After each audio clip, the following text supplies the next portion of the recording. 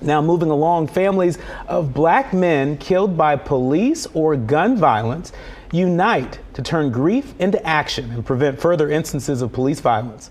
Families of Eric Garner, Ahmaud Arbery, George Floyd, Trayvon Martin, Tyree Nichols, Amir Locke, and Botham Jean discussed their police reform efforts at a National Action Network panel in Manhattan. Memphis recently passed the Driving Equality Act in honor of Tyree Nichols to ban traffic stops for secondary violations. Now, while still grieving, the families are fighting for legislative changes in police reform to prevent future tragedies. And joining us now is mother of Eric Garner and New York State Police Officer Elliot Boyce. We want to welcome you to Fox Soul's Black Report. Thank you so much for taking some time out today. Thank you for having us. Thank you for having us. Ms. Carr, we want to start with you. We understand that you recently participated in the panel held by the National Action Network along with some other mothers of the movement. Can you tell us about the bond between your families and how will you be channeling your collective grief into action moving forward? Yes, we mothers and even some fathers, we do have a bond because it's a club that you don't want to be a part of. But once you are thrown into this, we do unite and we grieve together, we laugh together, we get things together, strategies together to get laws changed, and we embrace and empower each other. And this is what we do because we understand each other's grief. A lot of people, they think they understand our pain, and they really don't. We know that they sympathize with us, but we can empathize with each other. Indeed. Elliot Boyce, Officer Boyce, we want to bring you into the conversation. Last week, Memphis City Council passed the Driving Equity Act in honor of Tyree Nichols, ending police stops for minor infractions. Is this a game changer when it comes to driving while black, across the nation? Your thoughts on that? Policies that are put in place that are created to pretty much create guidelines are always beneficial to the community, the people in which police officers serve, but they're only guidelines. So strict policies, strict guidance, strict followances of these guidelines are the things that are going to make change. Better policing in the sense of training, better networking and engagement with community also goes a long way as far as improving community and police interactions.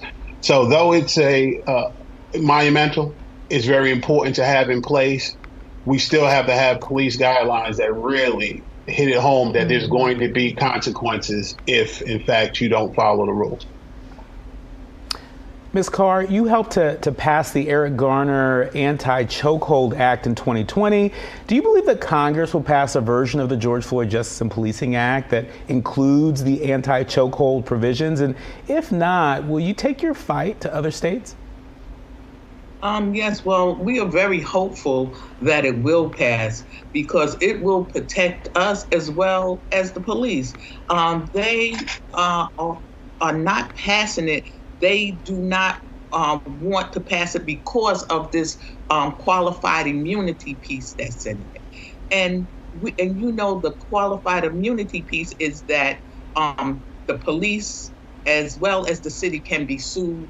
You can be sued for your home once you are found guilty of wrongdoing, like myself with my son being choked to death for no reason, a minor infraction was what it was. And they could lose everything, pension, home, their savings, and they don't want that, and they're fighting hard against it. But in the case that is not passed in session, we are prepared to take it further. And, it was a fight trying to get it passed in the state. So we know what the fight is that's ahead of us. But, we will fight. That's what we've been doing, and that's what we will do. Indeed, and continue to do. Officer Boyce, to you, in the late 90s, you became a biased crimes investigator. Tell us just about what that is and the difference, having more black folks in these roles. What difference could that make when you talk about addressing the increase in hate crimes and what these mothers have had to endure? Being a biased crime investigator really goes a long way for me to understand the things that police officers are investigating and some of the things that police officers have to deal with on a daily basis. But more so being part of multiple national organizations, it was really important that people understand that though there's biases, the key to changing these practices to flood police departments with qualified African-American police officers and Latino police officers that come from communities that oftentimes are subjected to bias incidents. So they have a better understanding, which makes the police department better. And also you police from within, because it's a lot easier to be a police officer. I spent 35 years with the state police and recently retired. I see the impact of being able to network with the community and being able to be a Black police officer within the ranks that is able to educate the police officers that are there. Sure. But let's make no mistake, Black police officers have to be held accountable to make sure this change. And if you're just getting along in the agency, that just creates a cycle. That's not diversity, equity, inclusion at all. And speaking of Black police officers, I mean, you know, right there in Memphis, you know, we saw through the Tyree Nichols case, a number of Black police officers, you know, who were a part of you know, that tragedy, right? And for a lot of people, you know, it was another reminder that blue culture can sometimes trump any sort of connection to community, no? Yes, 100%. You know, as a Black police officer, police officers, period, that was a huge embarrassment to us. Their acts, what they did and how they performed it, and it's not a tragic act, it was a criminal act, period. So with that being said, we have to have conscious police officers within the ranks, police officers that are escalating up the ranks where they are positions to create policies and procedures and have control over behavior. But with that being said, police officers want no bad police officers regardless of what color they are. We want good. And in this particular case, unfortunately, we had Black officers that basically embarrassed the profession, and there's no place for them there.